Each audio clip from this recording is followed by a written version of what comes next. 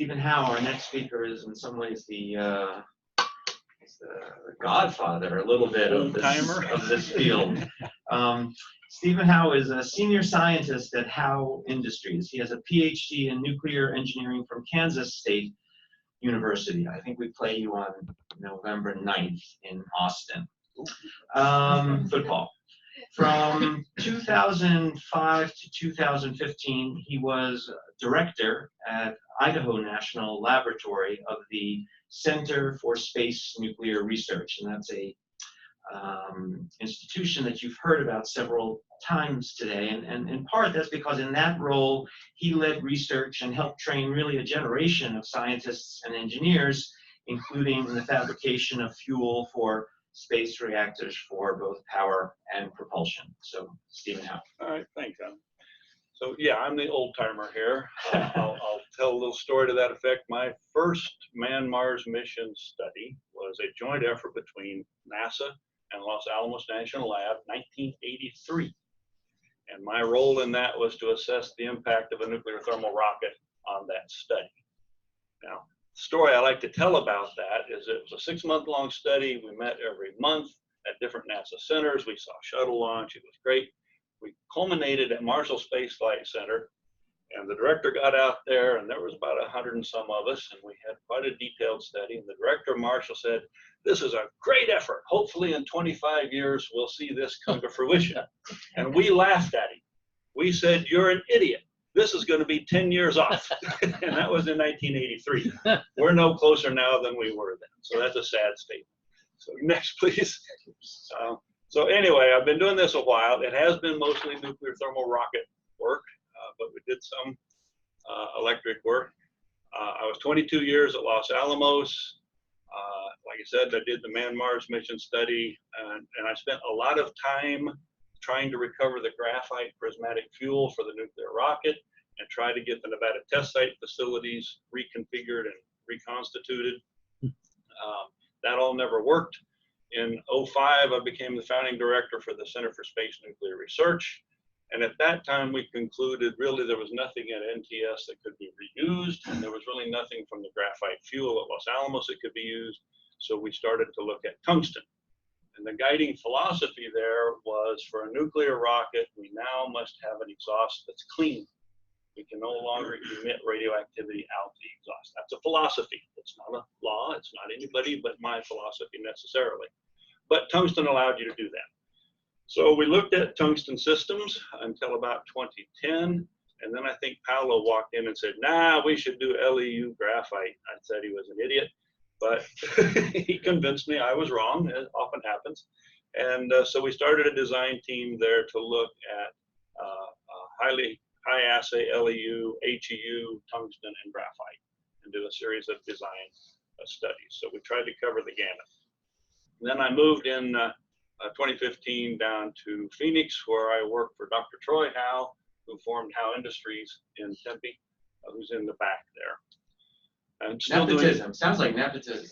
Yeah, I'm glad he hired me. No, I'm glad he hired me. I don't work. I do take it. He's lenient.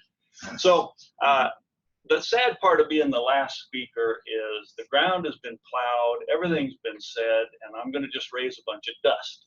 So I'm going to run through this really fast and maybe give you a tidbit that maybe the previous speakers didn't say, and that's this picture on the right. Why do we want to go nuclear in space, right? And so the simple answer is the exhaust velocity is at least 2 times that for chemical systems, so your propellant is at least 2 times less. That reduces cost. The shot on the right says if every atom in that Coke can with one pound of 12-ounce can was uranium, and you fissioned every atom of the uranium, it would equal the energy content in 50 shuttle external tanks. So this is the comparison of nuclear to chemical. And if you're going to do mass systems, that at least gives you the margin, the option of making low mass systems, which means low cost systems, which means they're more probable. Just put it in context, it's about 10 million times the energy content per kilogram of nuclear. So run on, please. Yeah, I just wanted to make it qualitative. Historically, you've all heard about this as far as SNAP 10A. The NERVA ran from 57 to about 71, tested 22 nuclear rocket engines. The one thing I wanted to point out was the NASA Mars architecture team in 2008 did a very comprehensive evaluation of almost every propulsion concept I knew of in combinations and tried to figure out the best one. If I recall, the conclusion was nuclear surface power enabled a human mission to Mars. And that's a very specific term, can't do it any other way. They also concluded that the nuclear thermal rocket was the preferred propulsion technology for the human mission to Mars. You could do it other ways, but it wasn't as attractive. Everything else listed here is essentially HEU. Everything in history has been HEU. But you've all heard all these arguments, so I don't want to dwell on the HEU, LEU. Next, please. So I'm going to essentially argue that during the CSNR studies, yes, we concluded, just like you've heard this morning, that HEU can give you a somewhat smaller mass reactor core. But the full system mass is somewhat bigger than the reactor core. So if you double the reactor mass, the full system mass isn't doubling. So then lower mass translates into lower launch costs. We understand that. However, other factors such as handling and security, and not flippantly, but succinctly, we call that guards and guns. And you've got to have physical and human security 24/7 around this material, whether you're fabricating, handling, moving to the Cape, integrating on the launch vehicle, and that turns into cost. Now, for military use, performance may be the primary objective. And cost may not be the driving factor. And so we have no problem, and sometimes security is inherent, potentially. And so I don't have a problem keeping the HEU if the military decides for the mission it wants that it needs a much smaller cross-section, much smaller mass. It could make a difference in operations. I'll leave that up to them. But for civilian use, I'm going to claim that cost is the dominant factor. Next, please. And so I'm going to propose that there's actually a change in direction, that the world is on the cusp, that we're in transition right now. We're moving from space exploration into space development. We're not, I mean, we've done explored and there'll be more exploration, but we want to develop the moon. We want to develop Phobos, Deimos, maybe go to Mars, and that's a different perspective. And if you want space development, if you're really looking at large mass movement, you really want to do a large infrastructure, then you've got to get private industry involved. You must have them as being a potential partner. And if you want private industry involved, as you've heard this morning, you really can't have an HEU system. You've got to have high assay LEU. Now, I say it can be owned. That may be a little bit wrong of a term. I think it can be licensed and controlled. I'm not sure if ownership is the right term for an LEU material. But all phases of HEU just are too expensive, and the Cat 1 facilities are too expensive. So next, please. So that's my premise going into this. So if we're going to say that's the premise, if we want cost, we want private industry, then what's the real problem we've got? Well, everything is just really far apart. It's a long way to go anywhere. So the velocities are high, which means you have to have some kind of high specific energy. You've got to have the higher energy density. And I also claim that if you're going to develop space assets, you want to use the best technology you can. So nuclear is the way to go. I've got three little lists here. Paolo alluded, I think, to some of the return on investment studies, and we did that at the CSNR. We actually did one summer. Could you get a return on investment for a nuclear thermal rocket? Now, this is not a reactor, and please understand I'm probably going to be focusing more on the rocket than the reactor systems. And essentially found that if you just used it as what we called a science mission tug, not the tug that William's talking about, but we had an NTR in low Earth orbit. You send up your probe that you're going to send to Europa or Pluto or wherever. You launch it, get it up to speed, cut it loose, and come back and re-enter. If you could do that, you could pay off the cost of development in 7 years. If you used it then to send humans to Mars, it was an immediate profit.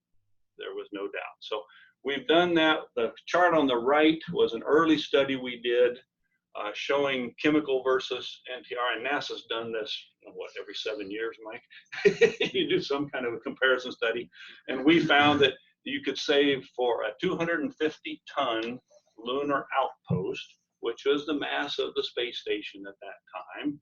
Then you saved 3 heavy lift launch vehicles at $1.5 billion each, $4.5 billion, that easily paid for the development of the NTR. So from a cost standpoint, it's pretty straightforward that you can make money on launching things with even an LEU system. Next, please. So now I'm going to get into a little bit of reactor design. And again, you've heard this from previous speakers. If HEU is not an option, then you got to have a thermal reactor. If tungsten 184 is not an option, then you're kind of pointed yourself in a corner here that you don't have a fuel. You want a material that can last at very high temperature, tungsten, tantalum, hafnium.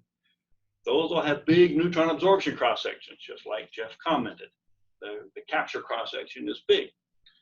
So as a consequence, you kind of find yourself going back to a thermal reactor with graphite. And this is what NERVA had, right? It was a prismatic fuel, which is shown in the upper right-hand corner there. And but the prismatic fuel was tough. It was 52 inches long. It had 19 holes in it, each of them a 1/10-inch diameter. And you have to coat that graphite with some refractory material, usually zirconium carbide. Otherwise, the hydrogen just eats it up and the fuel is consumed. Coating those very skinny channels the full length uniformly turned out to be difficult. And in fact, there was something called mid-band corrosion, which may not surprise people, that right in the middle is where things were thin, and that's where the fuel got eaten up. That's where the fission product came out. That's where the radioactivity, it was pretty highly radioactive. You were looking at megarads coming out the back of the engine. So it's hard to coat that. It also requires complex manifolds. And so the lower right-hand picture is a blueprint of the Pee-wee engine.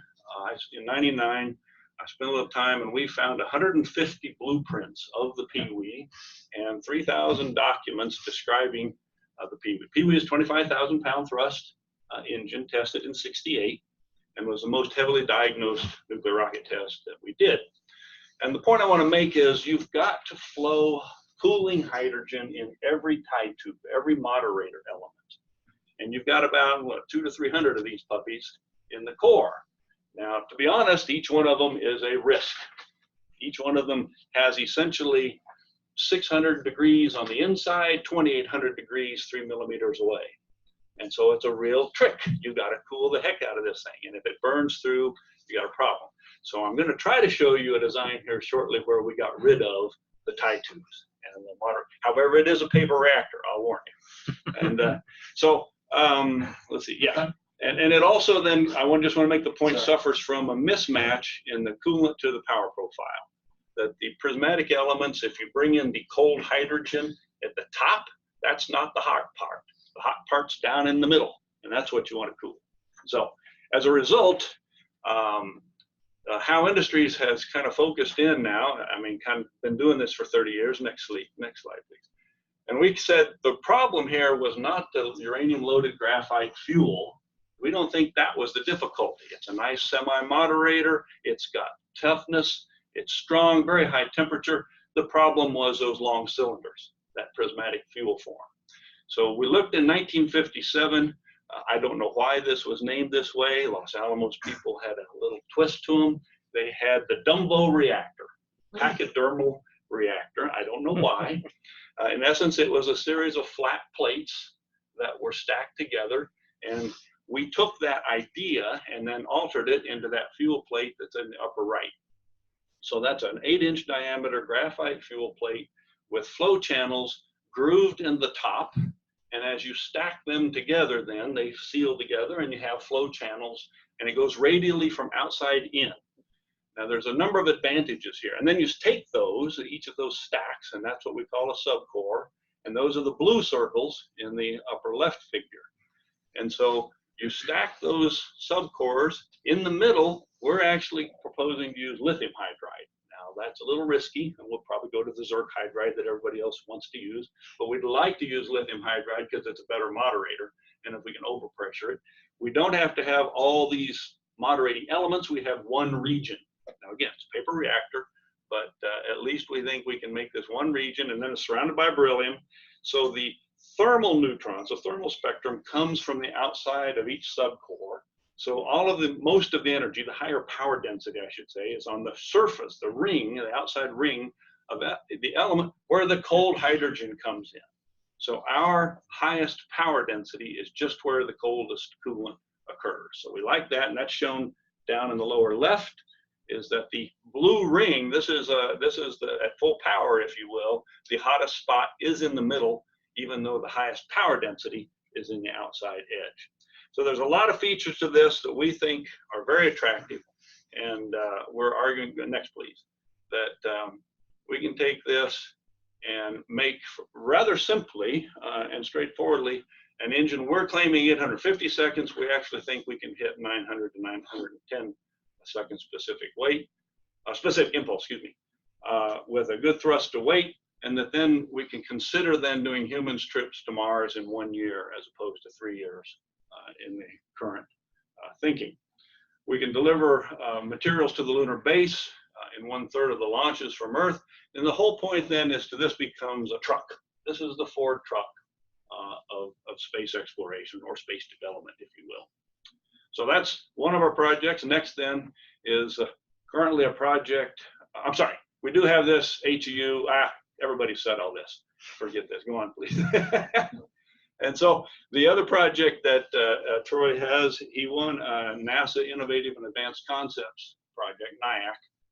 And here we're kind of taking a little different tack than what William is talking about, with the continued push toward microsatellites, CubeSats, and little bitty satellites, culminating potentially in this postage stamp that goes to Alpha Centauri that they talk about in the Breakthrough Starshot. That's going a little bit extreme. But the idea is, can we send instrumented CubeSats throughout the solar system? And essentially you have a network of little satellites. So what we're looking at here is a low power reactor, and we're trying to get a specific mass down. Just as previous speaker mentioned, the more power you want, then the mass goes up. And what we want to do is get specific masses down into the single digits of kilograms per kilowatt. Now, what everybody's talked about is reactors this morning, that the reactor, we're going to reduce reactor mass. But on the order of, and leave, 2/3 of the ship is non-reactor, is more than that. Okay, so well, pick a number, but certainly a heavy majority is not the reactor. It's the power conversion, it's the power maintenance handling. And so what this project is trying to look at are advanced thermoelectric generators. And these are what's used on RTGs right now, but they're about 6% efficient. But Howe Industries believes we've got a concept here that will make those about 20% efficient and don't have to have as high a temperature. And so now we can look at, look at low temperature reactors, 20% conversion efficiency, very low alpha. And now we can start sending CubeSats to Europa and put a network around Europa and try to fly through the plume. So that's the SPHERE concept. And we recently did an experiment at the Kansas State University reactor. Texas doesn't have, I don't believe. We got a trigger reactor. Oh, you do? I didn't know that. Well, I've never used it. Okay. Nuclear engineering testing laboratory. Shoot. Okay, I was wrong. I didn't realize. And where we did a test showing that we could change the electrical conductivity of a semiconductor by a factor of 50 in the neutron fluence of the reactor. And that's what's needed to make these ATAGs work. So now we have to find the right material and demonstrate real units. So in essence, these are the two things that we're using. And so my point is, I think small business and private industry can get involved in nuclear space technology development for the future. And we're kind of all up here saying that. And that was why my question to the congressman was, is it really left to the agencies? Or can we some way get a private development path going? So with that, I'll close. Great, wonderful. Thank you very much.